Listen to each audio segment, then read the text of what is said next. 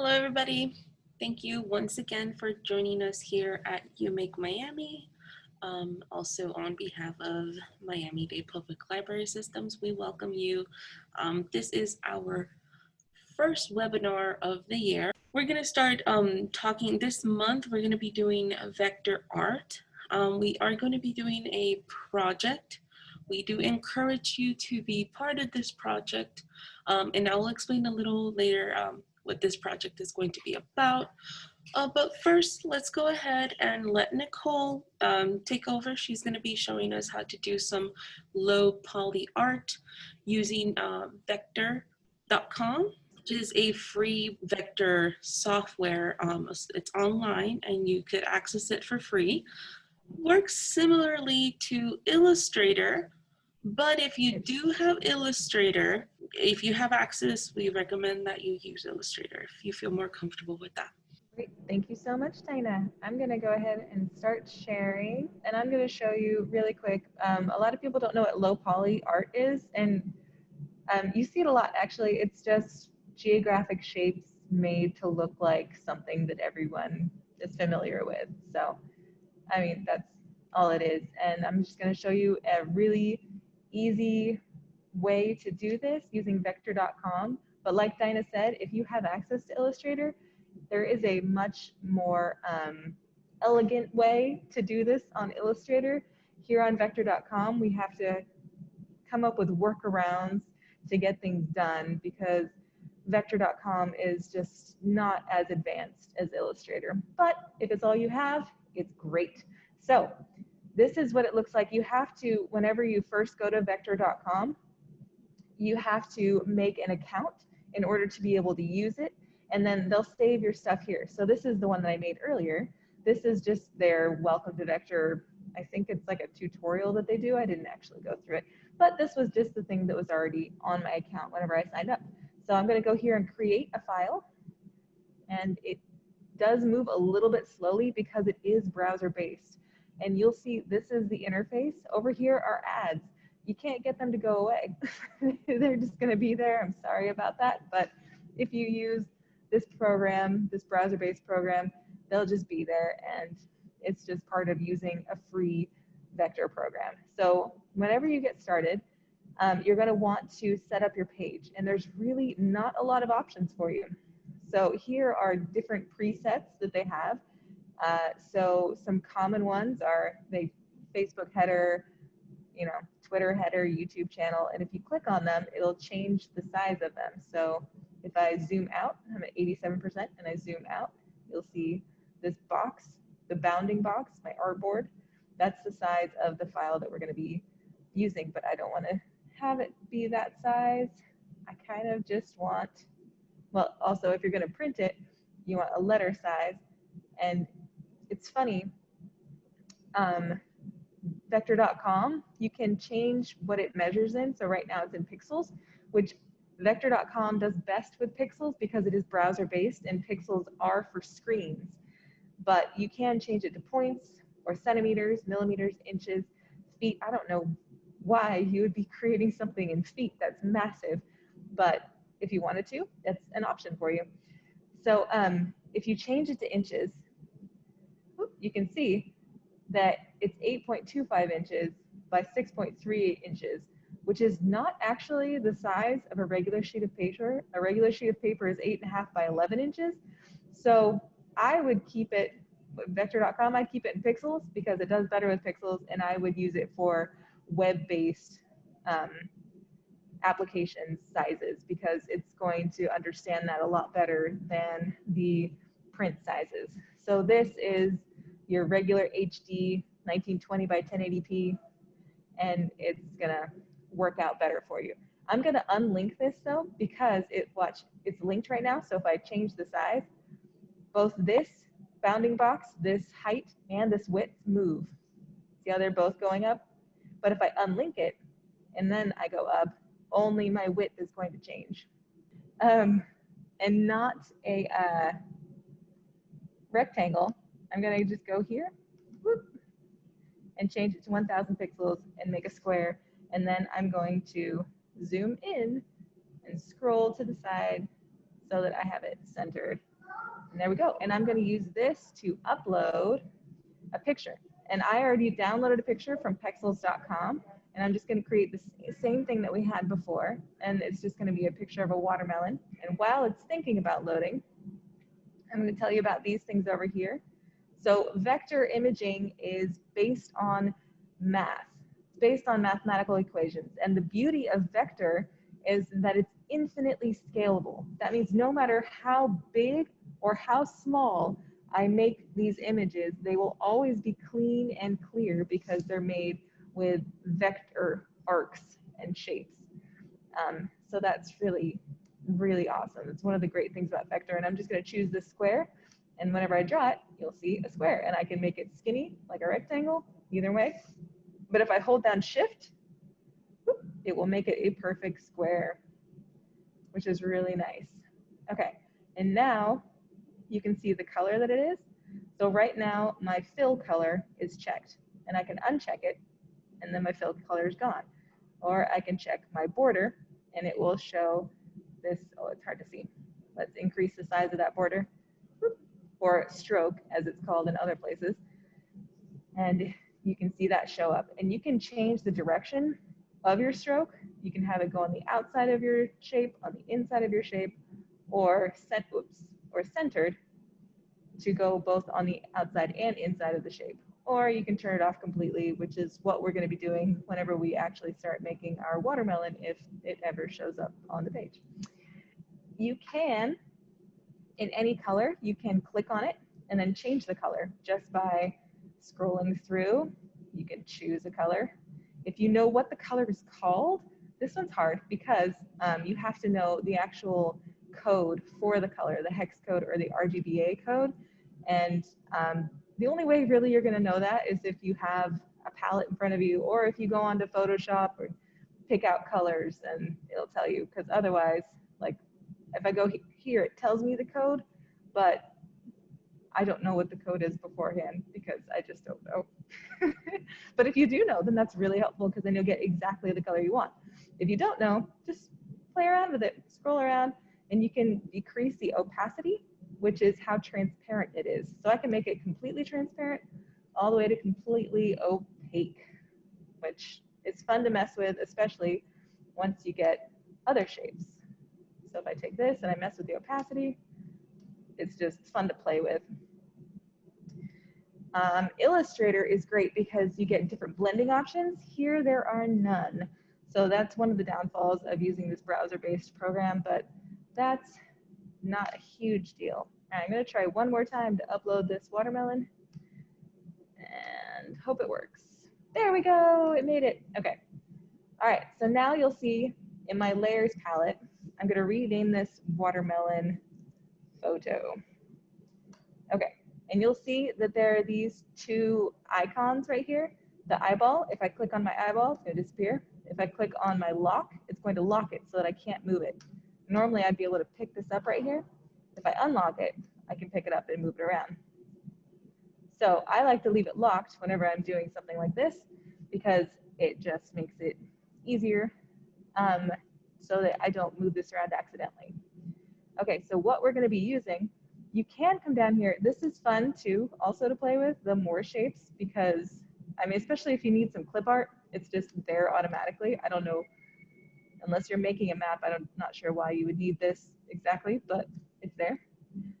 So these are fun to play with, and if you want to put random shapes inside your low poly vector art, you can, and then come over here and add something else to it. But we're not going to do that. We're just going to do regular old low poly stuff. This is your pen tool. The pen tool can draw anything, but it takes some practice. So right now we're just doing some very, very basic pen tooling. We're just going to click. So with the pen tool, if you click and drag, it creates arcs. And you can see, depending on where I pull this handle, the little dot that I'm pulling with my mouse is called the handle. Wherever I pull it, it creates a different arc shape. And that's really, really useful when you want curves and you want to make really detailed or not so detailed shapes. Like it can be really cool to play with. Whoop, okay. but we don't want that. I'm going to delete it. We want very harsh geometric shapes because, again, this is for low poly, and low poly is all about harsh geometric shapes. So I made this shape, and you can see it only has a stroke but not a fill. I want it to be opposite. So I'm going to make a fill, and I'm going to use this eyedropper tool. Yeah, one of the downfalls of vector is that sometimes it'll just make things disappear. And I'm going to pick up a color inside my watermelon. See? So now it matches. And if I hide my watermelon, you can see the shape I made. And then I'm going to just, before I change the color of it, draw another one right over that other line. And it's automatically snapping. You'll see it just automatically snap there. And I'm actually going to go a little bit inside the line so that it will overlap, because once I take off the stroke, right here, if I take off the stroke and make it a fill, change the color of the fill to red, and then I'm going to take this one, take off the stroke, make it a fill, change the color of the fill to a different, slightly different red, see how it's just a little bit different, and then I'm going to turn this off. I don't want any gap between my two shapes, so I made it overlap, and you can see that little whoop, right up here. You can see this little overlapping point. It's not a big deal. Like once I finish this, you're really not going to be able to see it, but if it bothers you, you can zoom in really close and make sure that you get those points just right. So I'm going to turn back on my watermelon. And here we go. And we're just going to keep making shapes. And the beauty of low poly work is that it's not exact. It's very much just fun geometric shapes. And I don't like how similar those two colors are, so I'm going to change this color and make it a little bit different. Well, I don't know if that made much of a difference, but it's a little bit different. All right, so low poly is really fun to play with. And if you do this in Illustrator, you have all sorts of different options for grouping and expanding, and it'll tend to look better. All right, so say these colors are just barely different, which is great. I like that, but I want it just a tiny bit more different, so I'm going to move my little circle here like that and just brighten it up a little bit. All right, and this is what we do. We just keep going this way. More triangles. And we click on it. For some reason, in Vector, whenever you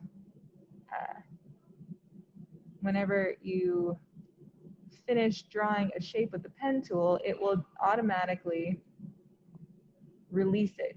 It won't keep you holding on to it, which that's not how it is in Illustrator. So getting used to that is a little bit jarring, because I expect to just be able to go over and change the color of my shape without having to select it again. All right, so this is all low poly is, just geometric shapes, making something cool. And you can do this with literally anything. I've seen people do this with animals, with their own pictures, with like of people, of like landscapes. You can even just do a background, which is, I don't know, it can look really cool. I've seen it on PowerPoints. I've seen it on the backgrounds of websites, just this low poly technique of using slightly different colored shapes to make something like this. All right, so I'm just going to fill in this main red part. I'm going to go like this too.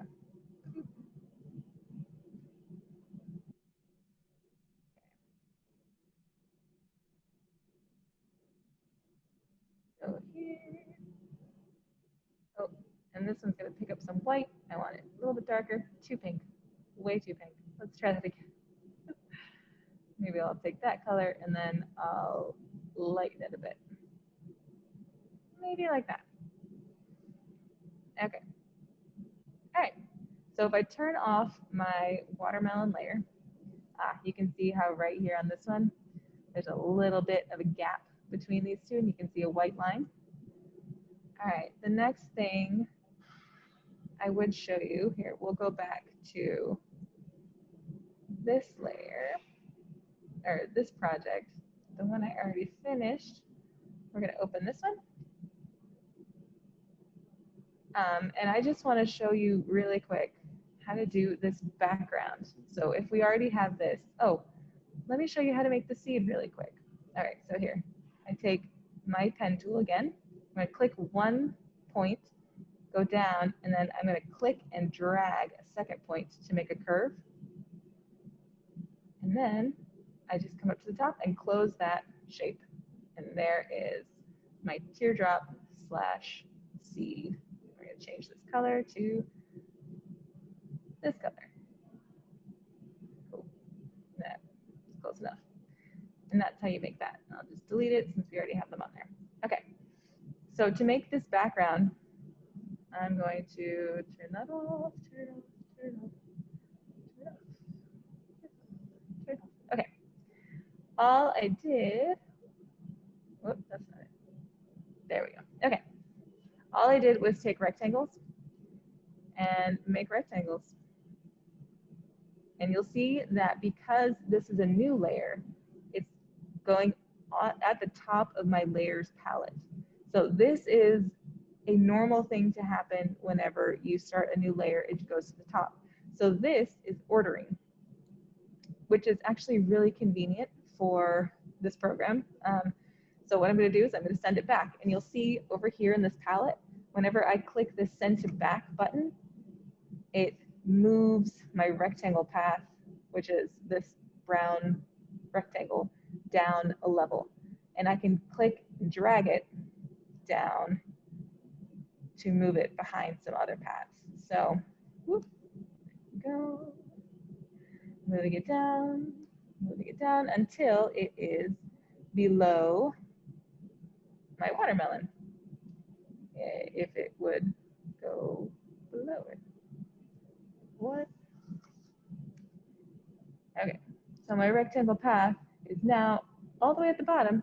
It should be showing this, but again, vector.com does not want to cooperate. That's okay, vector.com. There we go, one made it. Okay, and I'm going to go in here and I'm going to change the color. I liked this dark blue, so I'm going to grab a dark blue color and make it a little bit lighter. That's a little too bright. It's okay. There we go. And then I'm going to click on my rectangle and I'm going to copy, Command C and Command V to paste, which is nice. And I'm going to have to move it below again, but that's okay. I'm going to change the color a little bit darker. I'm just going to move my circle down just a little bit. Command C, Command V. Oh, I could use my arrow key and move it up, change the color, move it down a little. Command C, Command V.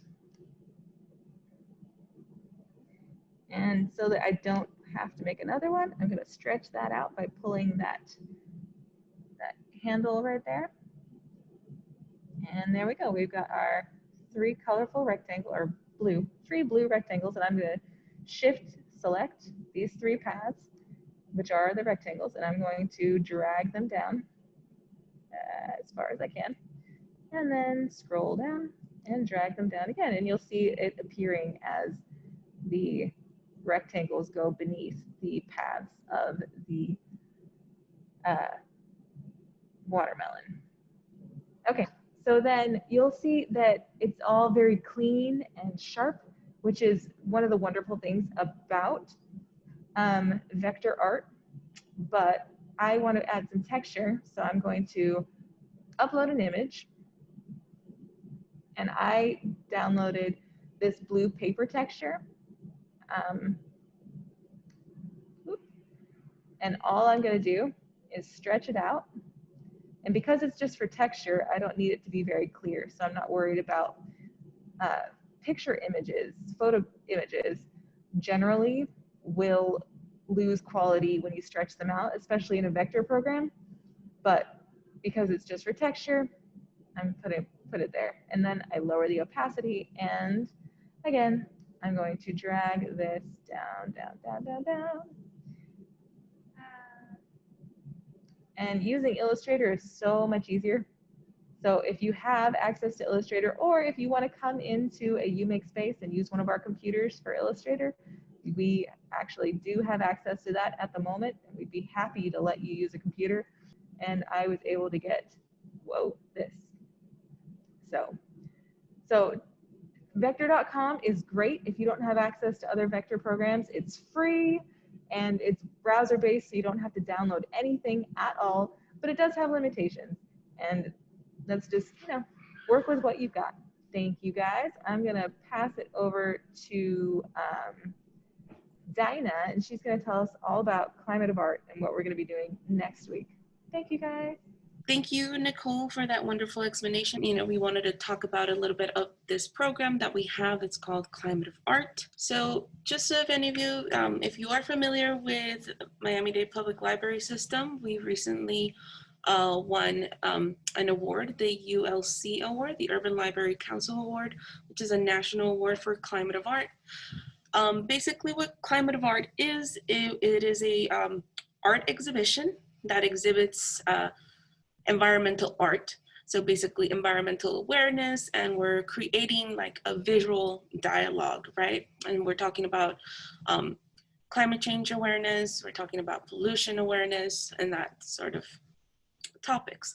Now, one of the things that my kids in the past that they have done is create some artwork that now lives here at the library with us.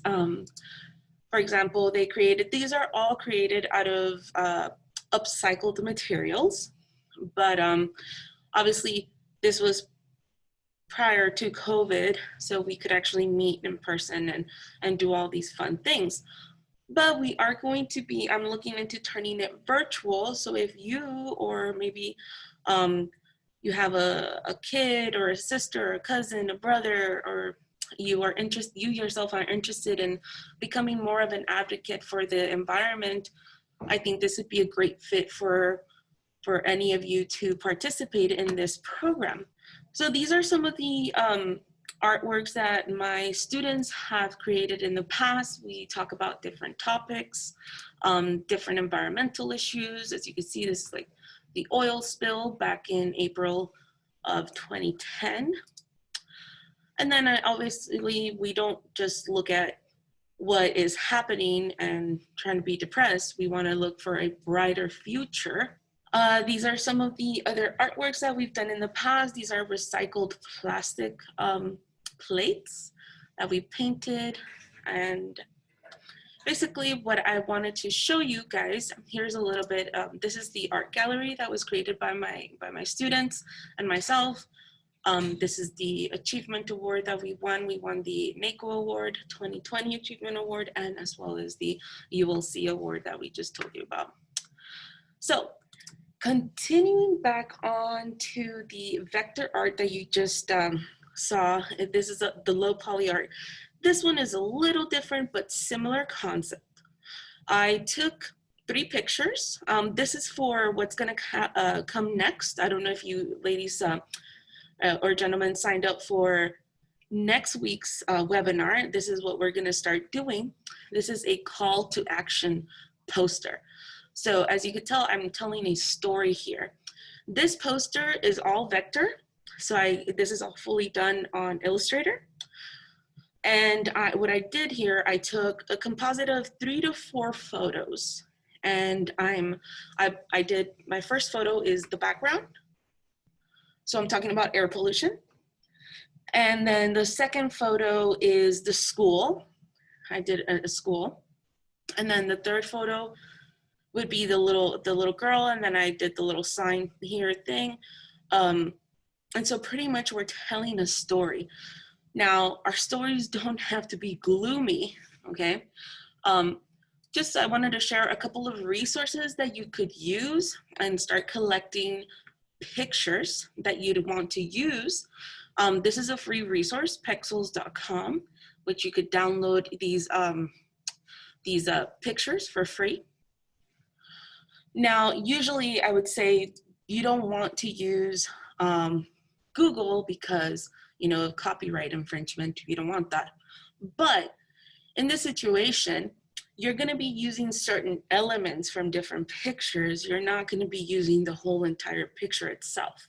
So that's what's going to help us in that sense. And And if you see, we have many pictures that you could get inspired with. For example, if you talk about the plastic pollution problem that we have, even here in Miami, you look around, even in your neighborhoods, there's a lot of trash. Maybe there's a story that you could tell about that. And just imagine this poster, what we're gonna be doing actually, the concept of this poster, aside from environmental, we want to keep them. If you do create them, we would like for, with your permission, to keep them because they could be used for our virtual Climate of art gallery that we are getting together. But of course, without patrons' artwork, we can't have the gallery. So this is what we're starting to do again this year. Last year, of course, because of COVID, we couldn't really do much. So we turned into virtual workshops. So here we are, and we're gonna be starting to do some virtual artwork.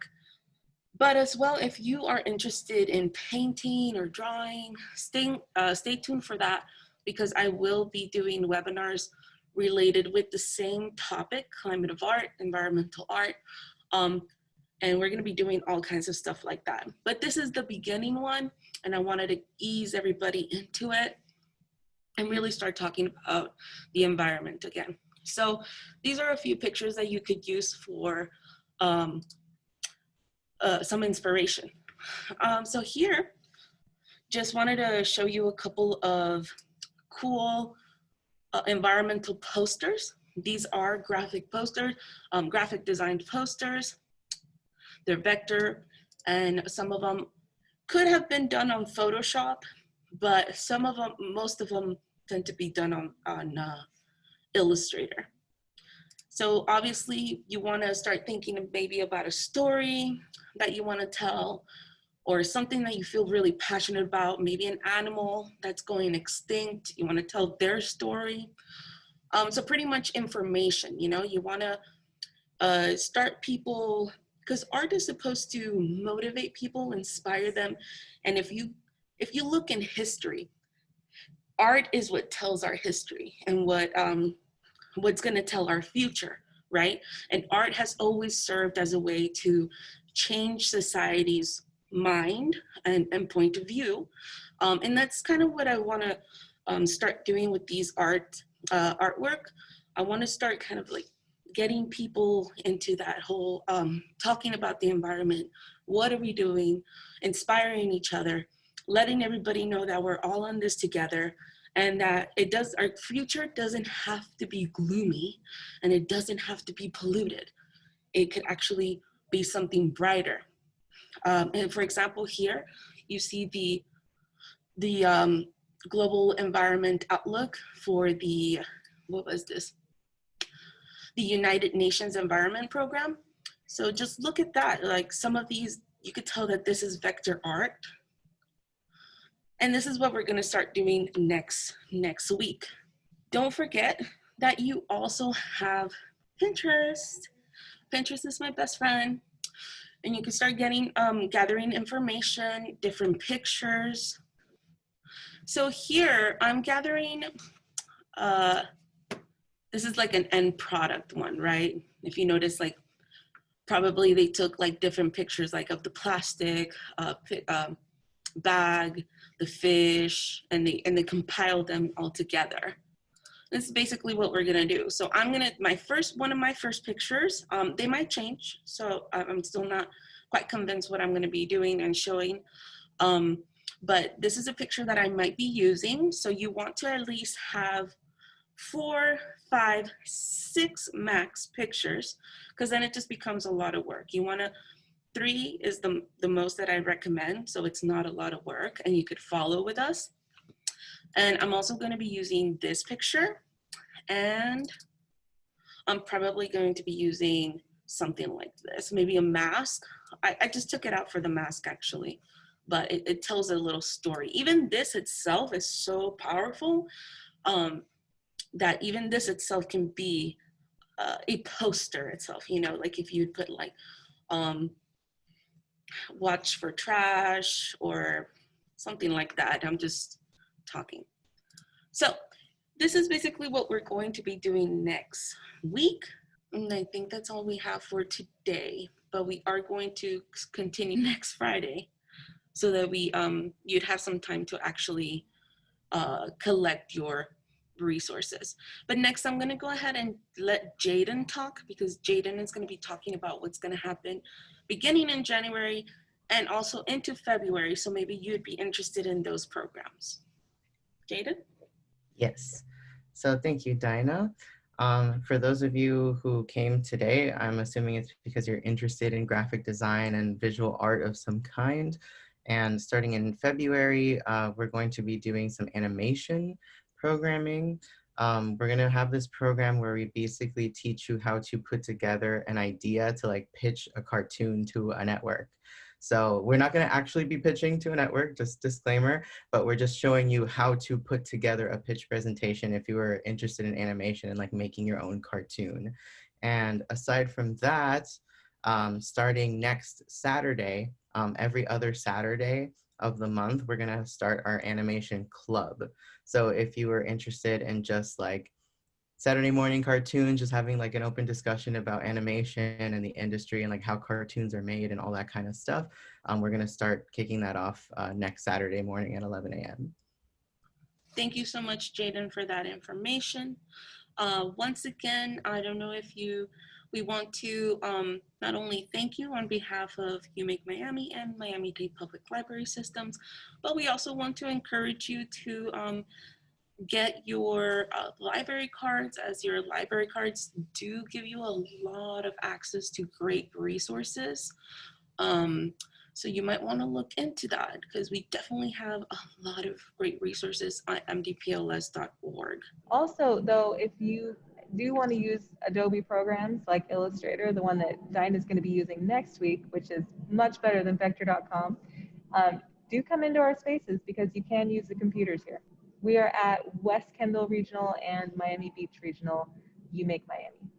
Well, All thank right. you so much, everybody. I really look forward to seeing you next week, and hopefully, you'd let your friends know, your family know. Let's get together. Let's start making some environmental art for our future, for our planet, and to keep this movement going. Not just for climate of art. This is for our future and our planet. Thank you again. Have a great day. We'll see you again. Bye. Happy New Year. Bye. Bye, everybody. Thank you for coming, everyone.